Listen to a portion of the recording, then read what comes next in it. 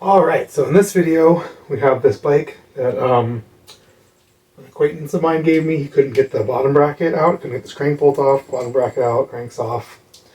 It's an old aluminum Trek 1500. The frame's trashed, cranks are trashed, it's totally can go in the recycling. The inside of this frame I just noticed has a ton of tire rub. This tube is almost cut all the way through from tire rub over the years. This side's fine. So the frame is trash. It's not even worth saving. It doesn't matter so much. Let's see if we can get these cranks off.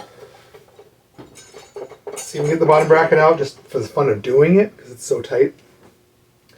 It's fun. I've very rarely failed at something like this, and it'd be fun to try.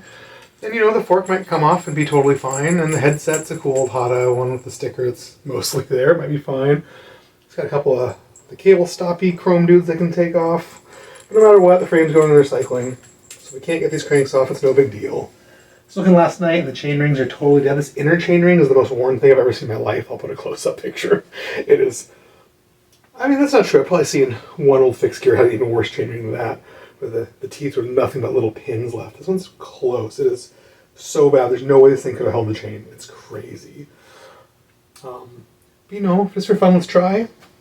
Now, the first thing I always say is don't damage the frame by clamping on it. This frame's dead anyway, so I guess I'm just going to clamp on it. I do have this carbon fiber specialized seat post that I've been using for dead frames, so you can put this in the frame and clamp on this. You should always have a junk seat post around for clamping bikes in your stand, especially do hardcore work on them. And I do recommend ones that are really scruffy or missing the hardware, or for some other reason you're not going to try and use them on a project or sell them. Something you can have sitting around as a specific tool. But maybe we don't need it. If I thought this frame was savable for any reason, I would not clamp on the tube. But it is not. It is dead.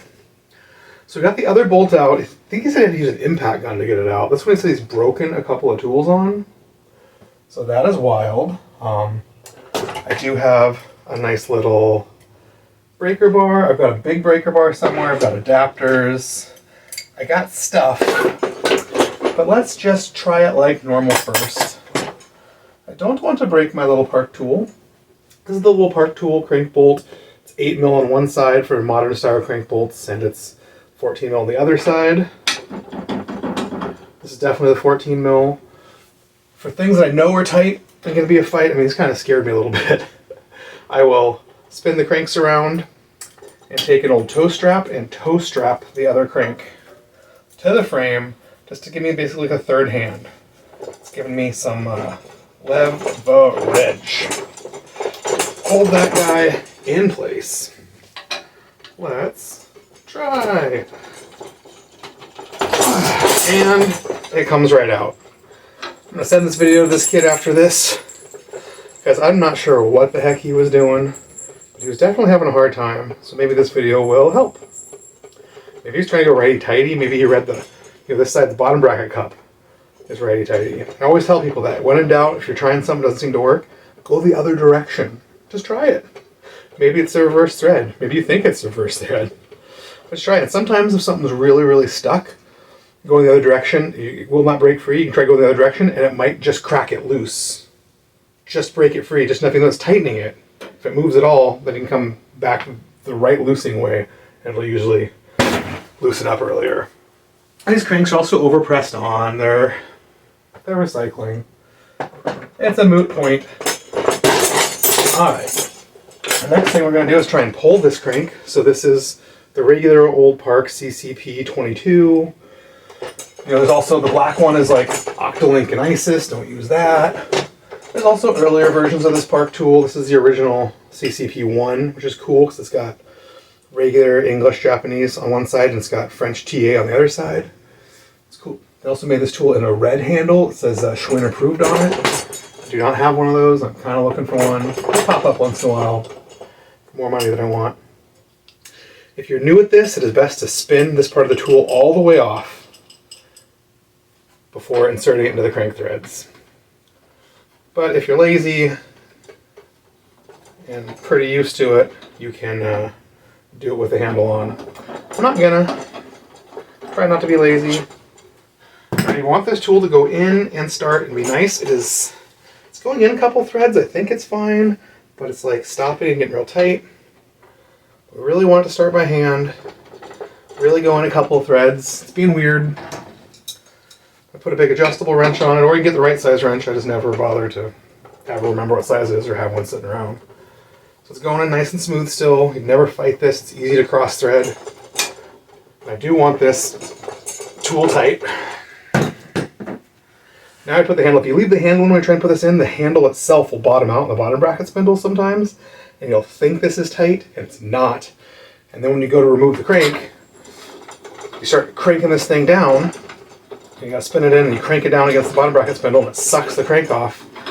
If you do that, and this little part of the tool isn't tight in the crank, you'll just rip the aluminum threads out of the crank instead of pull the crank off. Ask me how I know. Don't do that. Let's try. Okay.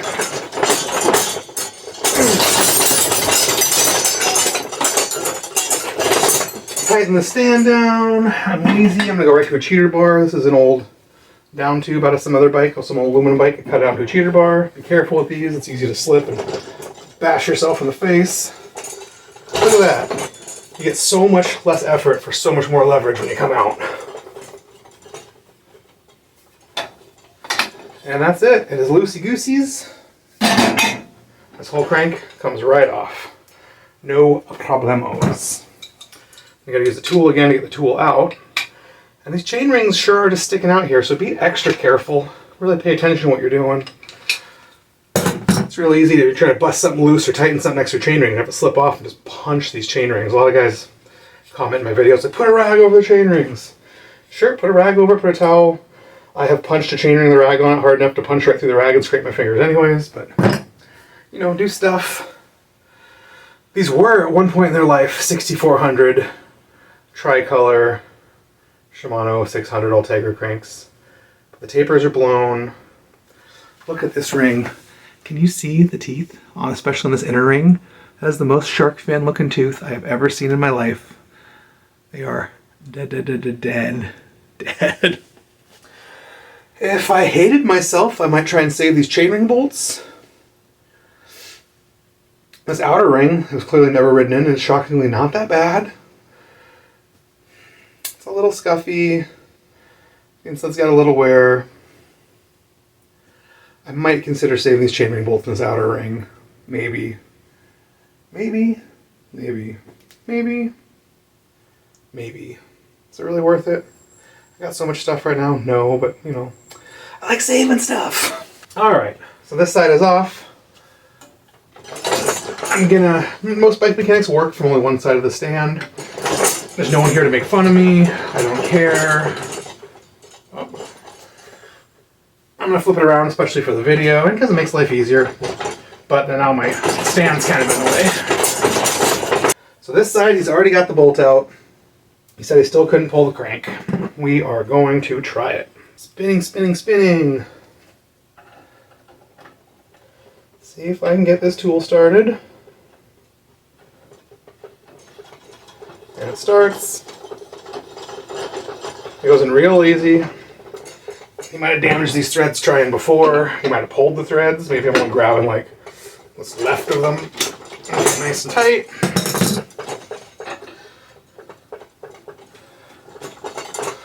I'm going to take this guy off now because I don't want it to hinder the crank coming off. Old toe straps are the truth. If you see, I have a zillion. I save them all. I use them, I break them, I mangle them, I use them in brazing sometimes, so I overheat them and they melt. Thread this guy in and let's see what happens.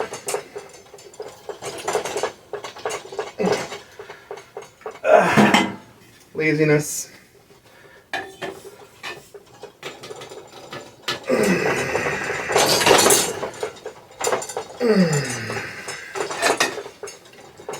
And just like that, it's loose. Let go. Let go, cheater bar. Let go. Love me a cheater bar. And it comes right off. So these came off just like normal. No big deals at all. Kid was definitely doing something weird or wrong, or wasn't quite sure of himself. Wasn't giving it his all. something, but hopefully this video will help. This one is not completely blown out. That's got, right here's another thing to look for. So the crank's like totally flat, and then right here it's, not only is the anodizing rubbed off, there's a little dent and a little dent here. Some heel rub. Someone's riding these with clipless pedals, and as every time they came around, their heel is rubbing and rubbing and rubbing. And that soft leather shoe was wear and wear. This one's not too bad, but I've seen these things rubbed halfway through the crank, which is definitely going to make them unsafe to ride. Alright, this thing has a plastic cup on this side, which will likely crack and break. But we can give it a shot. So the non-drive is righty-tighty, lefty-loosey. The drive is reverse thread. It's like the opposite on pedals. Let's just see. I find it is usually easiest to try and crack this non-drive side, non-fixed cup loose free. Loose first, and then go to the other side. Let us see. Oh yeah! This is just the Park BBT 22 bottom bracket tool. I have it on a breaker bar, so it's not a ratchet. It's just like a cheater bar. There's no ratcheting mechanism. If you try and break stuff free with your ratchet, you will eventually shear off all the little guts in the ratchet, and it will not work anymore. So I like to use the breaker bar to break things free, and then switch to the ratchet.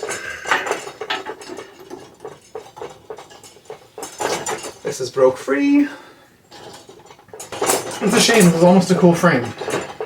I'm not into aluminum. I know that really pisses some people off, but I'm not.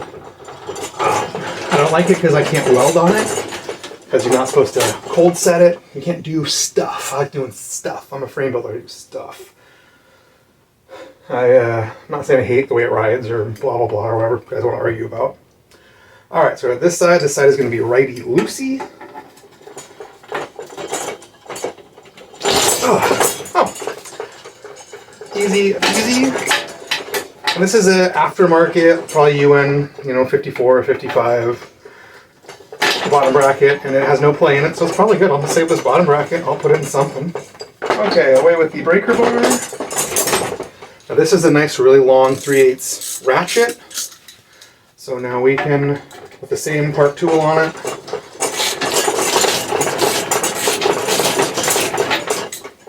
one little tight spot in there, but we got past it. Shimambo UN52. Sealed cartridge, not dead at all, bottom bracket. Shimano UN52. These cranks usually take a 1/16, I believe. That's probably what this is. This might be a 1/18 since the cranks are blown out. They might have had to put a wider one in to get the chain line right. We can measure it in a minute. Flip this ratchet. Put it on the back side, and we'll get this plastic cup out. I usually avoid these plastic cups. They're really easy to crack if you put them in too tight. Guys are always greasing them, and the grease on a plastic cup will make it soft and brittle and break. You need to really make these dry and clean. Almost all bottom bracket shells are already full of grease, so it's like extra dumb. And if they crack, then every time you pedal, your bike will go creak, creak, creak, right as tension goes around that crack. So I replaced more of these because of the creak and them being dead over the years. Problem Solvers and Shimano both sell the metal cup for these. It's $20 just for the cup. These bottom brackets are like $28, the whole bottom bracket. Half of them still come with metal cups and half of them don't. So if I go to a shop to buy a new one, I ask to dig through them all and I open every single box until I find one with a metal cup instead of ever just settling on a plastic cup. But if you use stuff for broke friends, it's fine if it's not broken or creaky. Or if they don't care if it's broken or creaky. Yada! I don't have any rags. Sometimes old bottom brackets will have it stamped on there how long they are. Here's my trusty, not trusty at all, like $10 Harbor Freight caliper. These things are never right. This is the closest one ever, actually. And it says it is a 115.5. So yeah, it's probably 116. So that's cool. That's cool, but you cannot trust any caliper that costs under $100 to actually be accurate. So guys who don't know stuff will come measuring like, oh, this seat tube says it's like 31.9. No, it's 31.8. They're all 31.8. Old bikes, people are like 26.5. No, they're all 26.8. Measuring, people are trying to use them to measure handlebars. to see the difference between 25.4 and 26.0. None of these cheap ones are accurate enough to do that. That's why I like to cut chunks of old handlebars up to have the 26.0 part and the 25.4 part, so I can double check them in bars and hold them to the light and be like, oh, it looks like 25.4, but it fits loose. Let's try 26.0, it will not go in, or 25.4 goes in, but you can see daylight around two sides of it, so you know it's definitely bigger than that. It's 26.0. This stuff's tricky. I do want to save these little shift plates. I like these little shift plates. Sometimes a tiny flathead screwdriver is barely under them will pop them off. Sometimes I'll gently grab them with some pliers and hope I do not scratch them up. That one popped right off. No damages. Very nice. Sometimes I try and prime up the flathead screwdriver. Oh, that one popped right off. No damages. You need these for your shifters. You can't use them without them. Don't leave them on your frame if you want to save those shifters. Now, let's check this headset. The headset feels a little tight, feels a little good right here, then a little tight on the sides. It may or may not be dead. It might just be a little over tightened. Let's find out. Got me the Big Park 32. I put my wrist in here and that hurt a little bit. You can always put, what I usually like to do if they're a little tight is I'll put a dummy wheel in, like a dead old wheel I don't care about. I save it as a tool. So I clamp it in here and clamp the wheel on my knees, so that way if I turn so hard trying to free a struck stem or headset, that wheel might taco or bend or break. But the part will be fine, the fork won't die. They make some like dummy wheel tools. It's like a big lever, it goes in your fork, it grabs on, you hold between your knees for doing that. And I have seen that tool mangle many forks. So if you're trying to save the fork, use a dummy wheel. Let it taco and the fork be fine. Don't use a big heavy fancy tool or 2x4 and kill your fork. All right.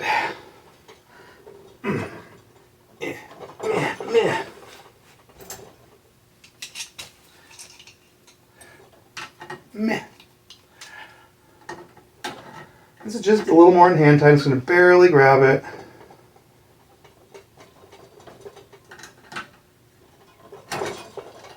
Try not to mar things up. You can use a rag. Bro. This is trying to move. It's trying. Got a little pick. Let's get under there. Come on, bud. Come on. Wiggle, wiggle. Let's not damage you or the fork. All right, one down. So that's a lock ring. There's a second lock ring on here. I do not like to do that. One of the lock rings will usually bind up and lock in place. And the other one will try and lock in place, but it'll bind up. So actually have a little play built in between the two and you can't get it tight. You'll drag, if you try and drag the lock ring key washer into the threads. I like to use one lock ring and the rest of spacers with no keyway. See that little keyway on the very top?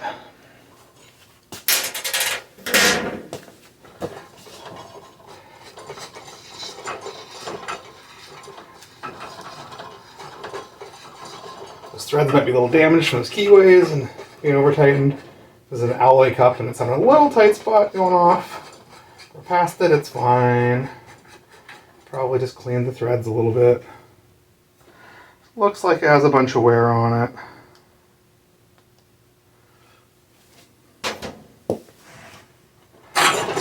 Come right out now. Take the rag and rub the little bearing surface on the fork crown. It's worn through the chrome, but it looks even. Doesn't look like it has pits. Maybe a little bit. So you know, it's a half-dead headset. It's pretty. It'll be fine on most bikes.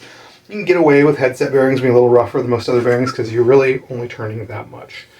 And if it's really brunel and dead, it's usually at the back where the weight sits on your bike because your fork's raked. And worst case, you can turn the crown race around, put the dead spot in the front. Do the same thing with the cups. And you won't even really be able to tell, especially while riding, if there's anything wrong.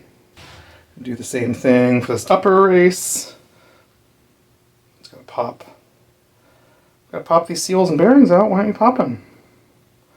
Don't you want to pop out?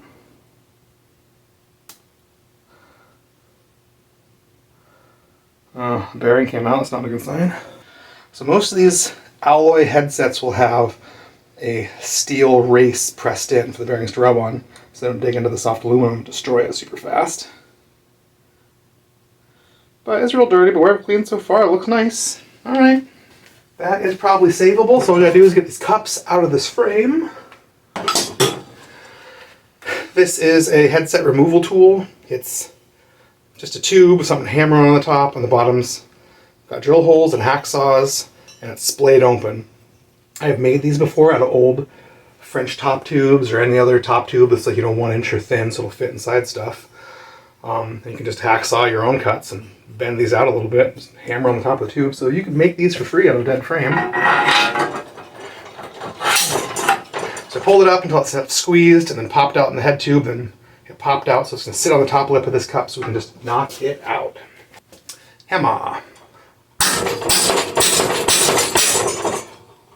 And she is away. 30.2. Now we're going to do the same thing from the top.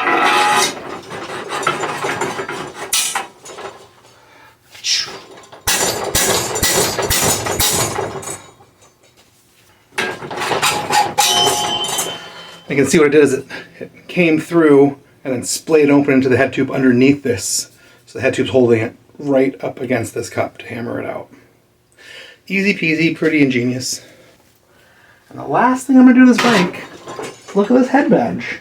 The black's mostly intact. There's barely any scruffs on the silver. A lot of old bikes have their head badge fall off. I'm going to save this head badge. I've seen some pretty ingenious ways of doing this I haven't tried yet. I'm going to try one. First I'm going to do is I'm going to pour some Goo Gone down here, because these are usually stuck on with double-sided tape, and it's really easy to try and pull them off and kind of mangle them and try and bend them back. I'm going to do the double-sided. I'm going to do the Goo Gone to make that glue real soft. And then what I've been seeing guys do is use like a little piece of dental floss so you can pull it around the tube, wiggle it through like one of those rope saws, like a little metal rope that you use to hacksaw branch when you're camping. See if we can get it out that way. I got a little mat down here to catch any of this fluid that drips off. Drop my rag down there too. I want to get it all over the floor, the carpet. Goo Gone. Now there's another brand called Goof Off. Do not use it on bikes. It is evil. It is gross. It destroys stuff. Goo Gone works great. Get this kind of level so it'll go in. Give it a few seconds. I'm going to go find me a piece of dental floss. This would probably work better with a thin wire or something, but dental floss I'm pretty sure I have. Alright, I found some dental floss. It's full of needles because I actually use it to sew more often than anything, punk rock style. It's a lot tougher and lasts a lot longer than thread. Let's give it a shot. Well, it seemed like it was starting to work.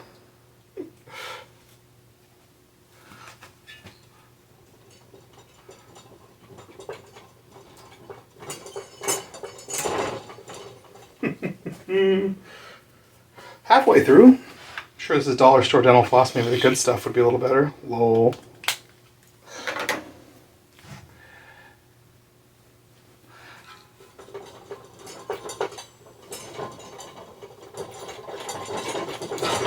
Hey, alright. And it went flying into the abyss. So as you can see, just left a little bit of that tape on there, a little bit on here. I can soak the rest of this and scruff it off real gently with a tiny screwdriver or pick. This will be ready for some new double-sided tape and to go on a new frame someday. Beautiful. I guess the last thing is to pop this crown race off. Inspect this fork. I mean, it looks pretty good. It's probably a nice fork, I think. It's all aluminum, which is sketchy. It's all aluminum. Oh, the steer tube's steel. It's funny. Now, do I want to pop this crown race off or just keep this headset with this fork? which is a lazy way of doing it. I'll do that. I'm going to show you how to take the crown race off too for saving this headset. So there's a lot of tools. Here's a cool old Hosan one. But this fork crown's aluminum and too fat for this tool to fit over. It usually fits over and sits on the ledge and hammer on it. It's also a little dangerous because you can hit the blades a lot easier. Here's the one I use most of the time. I've actually just used like an old punch. I usually set this up against me and hold a punch onto it and hit it with a hammer. But this is a like a modern fork removal tool. So you can loosen it way up. Gets up over the race. Pinch it in place. Tighten these bolts down so it doesn't slide off. Then you can just hammer right onto this tool and drive this crown race off. Now this does seem to scratch the paint literally every time I use it. So I'm maybe make it a little bit too loose. Try and get it away from the paint but still touching that crown race. Hopefully it doesn't damage anything. Then I like to come down to a wood block. In this case I'm just going to use this mat on the old cement floor and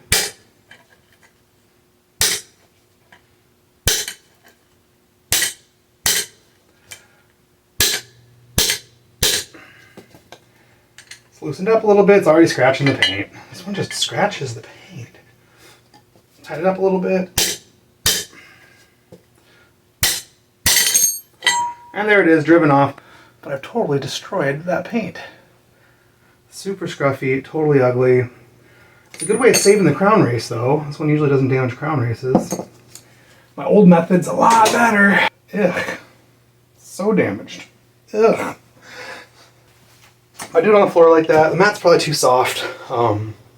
It's bouncing around, grabbing the paint when it came around. If I do that so you don't damage the threads on the fork, so the fork's still usable. So probably just a soft pine 2x4 would be best. Or chunk. I always have chunks of wood around as tools.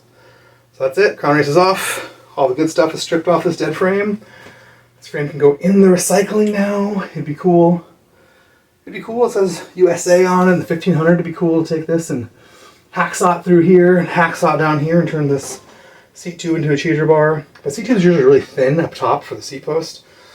So I usually do down tube, or even the oversized, this top tube would be good. It says aluminum. It says track. They got the shifter bosses in the way, which are sort of annoying. You know, whatever, save yourself a cheater bar. Sometimes I'll cut the stays and make a long skinny cheater bar for bending little things. You can do it. It's nice to bend small tubes, fender stays, stuff like that you can hold and bend with this cheater bar. You know, you can give a dead frame some new life sometimes. So that is getting out a totally stock crank set and headset and cable stops. So thanks for watching.